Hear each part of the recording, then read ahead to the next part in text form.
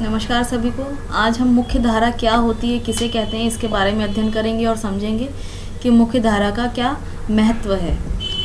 तो शिक्षा में जो मुख्य धारा है वो उसका क्या महत्व है, या फिर हम ये कह सकते हैं कि अगर हम इंक्लूसिव शिक्षा के बारे में पढ़ रहे हैं, समावेशी शिक्षा के बारे में पढ़ रहे हैं, उसमें मुख्य धारा का क्या महत्व है।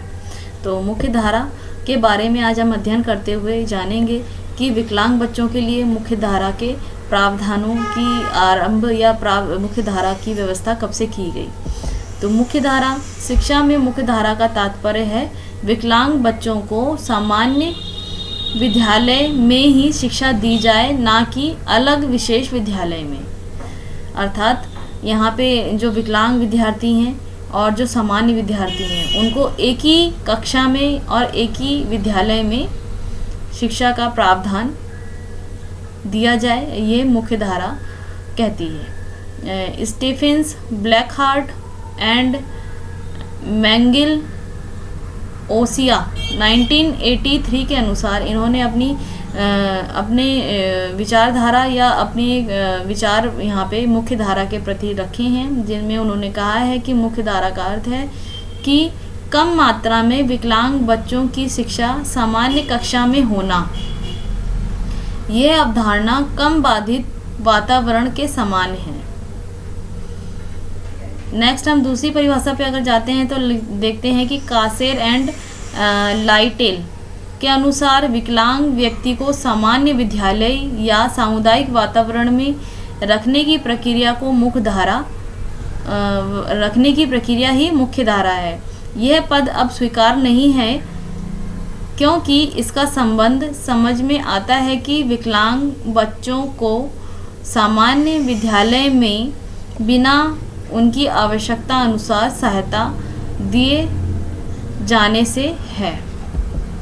नेक्स्ट हम बात करते हैं, अगर दो परिभाषाओं की बात करें तो उसका ये तात्पर्य लिखता है कि मुख्य धारा का उपयुक्त परिभाषा को देखने से हमें ये संक्षेप में कह सकते हैं कि मुख्य धारा से तात्पर्य विकलांग बच्चों की सामान्य विद्यालय में शिक्षा से है। पांडा 2003 के अनुसार यह शिक्षा कभी कभी सामान्य विद्यालय के विशेष कक्षा में होती है। भारत में एकीकृत शिक्षा एवं अमेरिका में मुख्य धारा दोनों ही देशों में अब प्रचलित नहीं है, क्योंकि अब विकलांग बच्चों के लिए समावेशित शिक्षा ज़्यादा प्रचलित है। यहाँ पे मुख्य धारा का आरंभ कब से हुआ, इस पे हम चर्चा करेंगे। मुख्य धारा का विचार अमेरिका में सन 1975 में बना अधिनियम सभी विकलांग बच्चों के लिए शिक्षा से आया था, परंतु इसका बीज सन 1950 से 60 के नागरिक अधिकार आंदोलन के दौरान ही पड़ गया था, जब अलगाव या सेग्रेगेशन को अवैध माना जाने लगा था।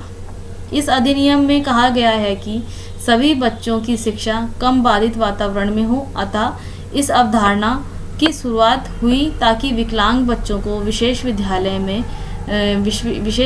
से निकालकर सामान्य विद्यालय में डाला जाए, अर्थात उनको मुख्य धारा में लाया जाए। तो सामान्य विद्यालय को मुख्य धारा के रूप में माना गया है।